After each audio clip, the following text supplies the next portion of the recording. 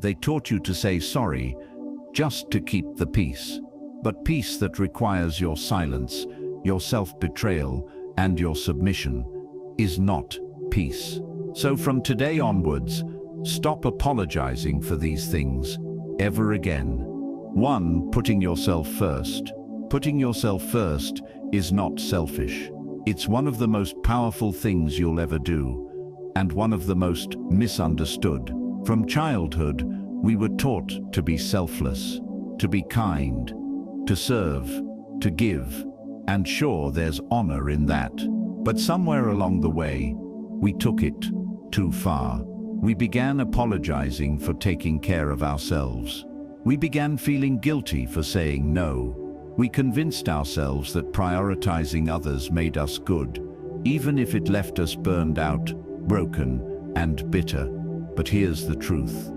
Most people don't want to hear. You cannot save others while you're drowning. You cannot be strong for everyone else while silently falling apart. You cannot be everything to everyone and still expect to have something left for yourself. Putting yourself first means understanding that your time, energy, peace, and health are sacred. It means recognizing that you are the source. And if the source is dry, everything else suffers. Think about it. How many times have you said yes when your body screamed no? How many times have you put someone else's needs above your own, only to end up feeling used, unseen, and exhausted? You can love people deeply and still put yourself first. You can care about others and still say not today, because boundaries are not walls, they're filters. They keep the chaos out and your peace in. The people who truly care about you will respect those boundaries. The ones who benefited from your lack of them, they'll call you selfish. They'll say, "You've changed." Good. That's the point. You were not born to carry everyone's burdens. You were not designed to be the emotional dumping ground for people who never ask how you're doing. You were not created to be a constant yes in a world that takes advantage of kindness. So let them call you cold. Let them misunderstand. Let them whisper, "Who does he think he is?" Because one day you'll wake up and realize the real betrayal wasn't choosing yourself. It was betraying yourself every time you didn't. Putting yourself first looks like silence in a loud room. It looks like logging off. It looks like skipping that party. It looks like getting sleep instead of replying to late-night texts. It looks like unfollowing people who disturb your peace. It looks like choosing discipline over distraction. It looks like investing in yourself without needing permission. And guess what? The more you do it, the more your life aligns. Your energy returns. Your focus sharpens. You stop chasing people. You stop explaining yourself. You stop bleeding for those who wouldn't give you a drop. Putting yourself first means you stop apologizing for finally being your own protector. And here's the wildest part. When you start putting yourself first, the right people will appear. People who match your peace, not your chaos. People who don't demand explanations for your boundaries. People who are drawn to the strength that comes from self-respect. So no, you're not selfish. You're done settling. You're done overgiving. You're done abandoning yourself just to feel worthy. From now on, repeat this to yourself like a mantra. I choose me, not out of ego, but out of necessity.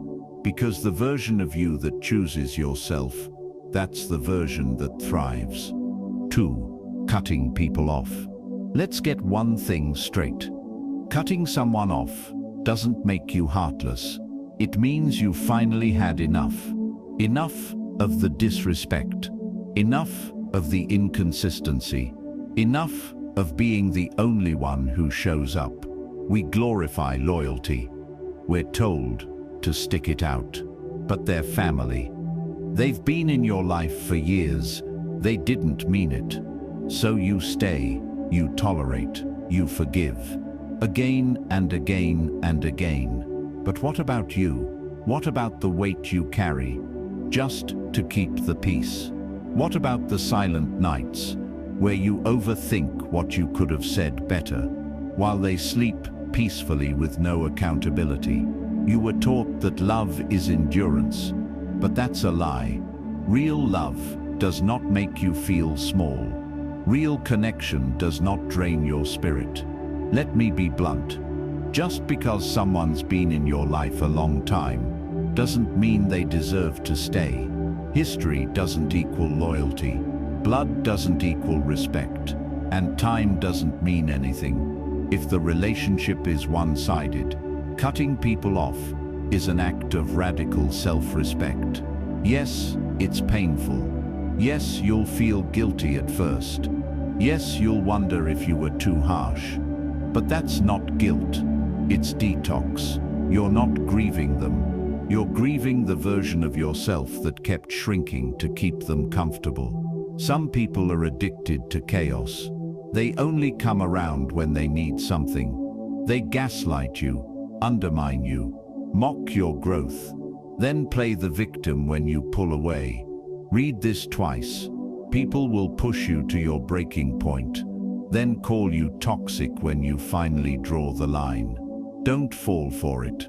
Protect your boundaries with your life. Not everyone deserves access to you. Your peace is not a public park. It's a fortress. And some people don't get a key. They get a locked door. The strongest version of you will come after you finally let go of who's been weighing you down. So cut them off, not with hatred, not with revenge, but with clarity. Cut them off because you're done begging for the bare minimum. Cut them off because your future self deserves better company. Cut them off because peace is expensive, and you're done offering discounts. And don't look back, because here's the truth. No one tells you. The real ones won't need to be warned. They'll feel the shift. They'll know why you left. And deep down, so will you. You don't need closure. You don't need a dramatic goodbye. Sometimes the most powerful exit is the quiet one. The one where you simply stop replying, stop explaining, and stop showing up for people who never showed up for you. So if you're holding on to someone who constantly makes you question your worth, let go, walk away, and cut them off. Clean, sharp, and without apology. Because the moment you do, you create space. Space for peace. Space for growth. And most importantly, space for people who actually deserve you. 3. Wanting more. They say you should be grateful, and they're right. You should be grateful for the lessons, for the life you've built, for the strength it took to survive. But here's the truth. They never say out loud, gratitude doesn't mean settling. You can be thankful for what you have, and still hunger for something more. More peace, more time, more purpose, more money, more growth, more out of yourself, and more out of life. But the moment you start wanting more, the world gets uncomfortable. You'll hear it. Be realistic. You're doing fine. You should be happy with what you've got. No, you should not. You should not be happy living a life that feels small. You should not be satisfied if you know you're capable of more. You should not feel guilty because other people settled and you're choosing not to. Here's the truth. Most people gave up on their potential a long time ago. Now when they see your ambition, it reminds them of everything they ran away from. And so they try to tame you. They use guilt as a leash. You're ungrateful. You're never satisfied. You're too ambitious. But understand this. Wanting more is not greed. It's growth. You're not asking for a handout. You're demanding more from yourself. You want more discipline, more depth, more clarity, more alignment between the life you live and the life you know you're meant for. And if that makes people uncomfortable, let it, because you weren't born to blend in. You weren't made to accept the bare minimum and call it peace. You're not here to repeat a mediocre routine until your last breath. You're here to evolve. You can love your current life while building the next version of it. You can be proud of how far you've come and still say, I'm not done yet. And you can absolutely be grateful without apologizing for wanting more. This world wasn't built by the content. It was built by the hungry, by the ones who looked around and said, there's more to this, and I'm going to find it. So don't play small to make others feel safe. Don't stay stuck just because they lack vision. And don't ever let someone who quit on their own dreams shame you for chasing yours. Because at the end of the day, someone out there is living the life you want, not because they were more talented, not because they were more deserving, but because they wanted it badly enough and never apologized for it. So be that person, want more, and don't whisper it. Say it with your chest, say it with your actions, say it by refusing to settle for a life that doesn't set your soul on fire. You are not greedy for expecting more. You are just done pretending that almost is enough. 4. Having standards. There's a strange thing that happens when you raise your standards. People start calling you difficult, demanding, hard to please. And that's fine, because here's the truth. You should be hard to please. I learned this the hard way. There was a time when I would bend over backward just to keep people happy. I'd answer texts instantly, go to events I didn't want to go to, tolerate being disrespected just to avoid drama. In relationships, I'd accept silence as communication, inconsistency as love, and excuses as effort. I told myself, at least they're trying, but deep down, I knew I was settling. They were almost good to me, almost present, almost committed, but almost is a slow poison.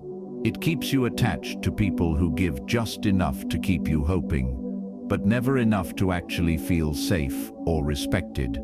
And one day I woke up and realized I wasn't being loyal. I was just afraid to be alone. That's when I raised my standards. And when I did, things started to change. I lost a few people, friends I'd known for years, a relationship I thought would last forever. But here's what I gained: peace, clarity, and a version of myself that no longer begged to be chosen. Having standards means you stop settling for crumbs when you know you deserve the whole damn table. For example, I once had a friend who would only reach out when he needed something. When he was going through a breakup, I was the first person he called. But when I was struggling with anxiety and needed someone to talk to, silence, I used to justify it. He's just busy. He probably doesn't know how to help. Until I realized, support isn't that complicated. You just show up. So I stopped replying, not out of hate, but out of self-respect. And guess what? He disappeared. That wasn't a loss, that was clarity. Another time, I was dating someone who constantly made me feel like I was too much, too intense, too honest, too high maintenance. But what I've learned is, I was never too much. I was just too real for someone who only wanted surface-level connection. Your standards will scare the wrong people. Let them be scared, because you're not here to beg for loyalty. You're not here to keep proving your worth to people who should have seen it from the start. When you have standards, you don't chase, you attract. And if someone isn't willing to meet you where you are, they're not meant to sit at your table. People think having standards means being picky. It doesn't. It means being clear about what you will and won't accept. It means loving yourself enough to walk away from anything or anyone that threatens your peace. So no, you're not asking for too much. You're just finally refusing to settle for too little. And when the right people arrive, you'll realize your standards weren't walls, they were filters, and you were never too much. You were just waiting to be met. 5. Becoming unapologetic. There comes a moment, quiet, subtle but life-altering, when you stop asking for permission to exist. That's when everything changes. That's when you become unapologetic, not rude, not arrogant, just finally free. See, I spent a long time walking on eggshells, apologizing for taking up space, downplaying my goals so people wouldn't feel insecure, softening my opinions so I wouldn't offend anyone, saying sorry for things that didn't even require an apology, like being tired, like saying no, like just being myself. I was constantly editing who I was, trying to be the right version of me for whoever I was around. Until one day I asked myself, what if I just stopped apologizing for being exactly who I am? That question changed my life. I stopped apologizing for having standards. I stopped apologizing for walking away from people who drained me. I stopped apologizing for not being available 24/7. And most importantly, I stopped apologizing for growing. Let me give you an example. I had a job where I was always the nice one, polite, respectful, over-accommodating. I never pushed back, even when others took credit for my work. Then one day, during a meeting, someone interrupted me for the third time, and I didn't stay quiet. I finished what I was saying, firm, direct, clear. Afterward, a colleague pulled me aside and said, "You've changed. You're becoming a little intense." But I wasn't being intense. I was being unapologetic. I was finally done making myself smaller so others could feel big. Here's the thing, when you become unapologetic, people will project their discomfort onto you. They'll say you're too much. You've changed. You think you're better. Let them talk. Their reaction isn't a reflection of who you are. It's a reflection of what they can no longer manipulate. Becoming unapologetic means you no longer over-explain yourself. You no longer shrink to make others feel tall. You no longer chase people who treat you like an option. You no longer ask for approval to live life on your terms. It means you finally realized this. You don't need to be liked by everyone, just respected by the right ones. The people who can't handle your truth were never ready for your presence, and the people who truly belong in your life won't need you to apologize for being honest, ambitious, quiet, focused, driven, disciplined, emotional, spiritual, bold, or anything else that makes you you. Let me be real. When you become unapologetic, your circle gets smaller, but your peace gets louder, your focus sharpens, and your life finally starts to reflect who you really are, not the version you were pretending to be. So no more sorry for choosing yourself. No more sorry for setting boundaries. No more sorry for being confident, clear, and unwilling to shrink. Say it with your chest. This is who I am. This is what I value. And I'm not apologizing for it. Not anymore. 6. Outgrowing people. Let's talk about something real. You're going to outgrow people. Not because you're arrogant, not because you think you're better, but because growth is part of life. And not everyone grows with you. At first, it's subtle. You start changing your habits. You start caring about your health, your mindset, your time. You begin to question the things you used to laugh at. You start craving deeper conversations, different energy, more intention, and slowly it hits you. The people you used to feel so close to now feel distant. You sit at the same table, but the connection is gone. They talk about drama. You're thinking about discipline. They want to escape life every weekend. You're trying to build one you don't need to run from. It's confusing, because the love is still there, but the alignment isn't. I've been there. I had a friend I grew up with. We went through everything together, from school struggles to heartbreaks, from sleepovers to late-night calls. He was my guy. But when I started working on myself, reading, creating, cutting off distractions, he didn't get it. He'd send me memes at 3 a.m. while I was prepping for tomorrow. He'd call to complain about the same problems every week. I gave advice. I listened. I poured in, but he stayed the same. And one day, I just stopped reaching out. Not because I hated him, not because of a fight, but because I realized I was no longer growing around him. I was surviving. I felt guilty, like I'd betrayed a brother. But then I realized growth and guilt often come together. The guilt fades, the growth doesn't. That's when it clicked. You don't lose people when you grow. You just stop forcing them to fit into spaces they've already outgrown. It's like trying to keep wearing shoes you wore as a kid. They were once perfect, but now they hurt. They limit your steps. And the only reason to keep wearing them is sentiment, not sense. Some people are like that. They fit the old you, the version of you that tolerated chaos, that had no boundaries, that didn't know their worth. But as you evolve, you begin to feel the squeeze.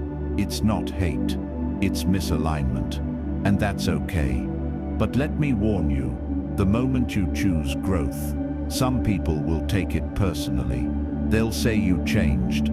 They'll say you think you're too good. They'll tell others you left them behind. And maybe you did, but you didn't leave them with hate. You left with clarity. Some people are not meant to walk with you forever. Some are just there for a season, a lesson, a chapter, not the whole book. Don't let nostalgia keep you stuck. Don't let loyalty to the past sabotage your future. And don't keep people in your life just because of history. Keep them because of mutual growth. You are allowed to grow without checking if everyone is okay with it. You are allowed to choose peace over pressure. You are allowed to say, I still care about you, but I care about me too. Outgrowing people isn't cruelty, it's self-respect. And trust me, the right people, they grow with you.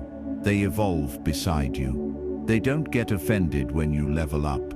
They get inspired. So let the distance form. Let the silence stretch. Let the conversations fade. Because what you're doing isn't selfish. It's sacred. You're choosing alignment over attachment. You're choosing growth over guilt. And that's what real evolution looks like. You're not losing people. You're finding yourself. 7. Changing your mind. There's this unspoken rule. Society tries to shove down your throat. Don't change your mind. Once you say you believe something, you're expected to die with it. Once you make a choice, you're not supposed to go back. Once you show the world a version of yourself, you're expected to stay frozen in it forever. But here's the truth. Changing your mind is not a weakness. It's a sign of growth. Only people who stay stuck glorify consistency over evolution. I remember when I used to think working non-stop was the only way to succeed. I used to believe rest was for the weak, that if I wasn't burning out, I wasn't doing enough. And I lived like that until my body and my mind said, that's enough. I hit a wall, mentally, emotionally, physically, and in that silence, that stillness I used to avoid, I started to think, really think, and I realized something terrifying. Most of what I believed wasn't mine. It was inherited, taught, repeated, not questioned. So I changed my mind.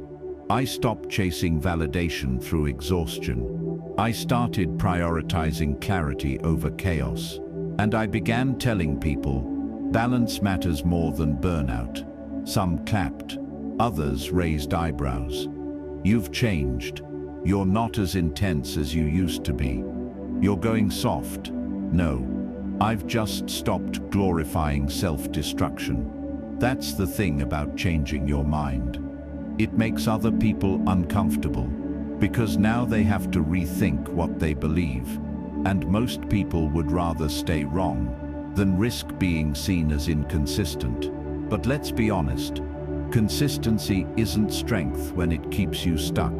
You can change your opinion, you can change your career, you can leave that relationship, you can admit you were wrong, you can walk away from something you once said was your everything. And you can do it without shame. Changing your mind is a sign that you're paying attention, that you're learning, that you've stopped clinging to a belief just because it's comfortable. Think about it. Would you trust a doctor who still uses techniques from 30 years ago just to seem consistent? No, you'd call that dangerous. But when you evolve, people say you're fake, you're inconsistent, you're not who you used to be. Good. You're not supposed to be who you used to be. You're supposed to evolve, shift, sharpen, and yes, even contradict your old self when necessary. Because what's worse than being wrong is being too stubborn to admit it. People will try to weaponize your past. They'll throw your old quotes, your old behavior, your old mindset in your face. Let them. That version of you. It served its time, but now you're done. You don't owe anyone consistency. You owe yourself truth. And if the truth today is different from the truth you once knew, honor it. Changing your mind doesn't make you a hypocrite. It makes you human. So switch lanes, shift beliefs, take a new path, unfollow the old rules, and don't explain yourself to those still clinging to their comfort zone. Because the real ones will understand. You're not running in circles. You're evolving in layers. And the next version of you, it deserves room to breathe, not an apology. The truth is, the world will always try to mold you, to soften your edges, to quiet your voice, to make you feel guilty for evolving, for choosing yourself, for breaking the rules they live by. But if there's one thing you remember from this video, let it be this. You don't need to apologize for becoming who you were always meant to be. Not for growing, not for changing, not for having standards, not for wanting more, not for cutting ties, raising your voice, or protecting your peace. You don't owe the world comfort. You owe yourself freedom. So from this day forward, be honest. Be bold, be unapologetic, because the people who belong in your life won't be threatened by your truth. They'll be inspired by it. Now go be who you are, fully, loudly, and without permission. And don't apologize, ever again.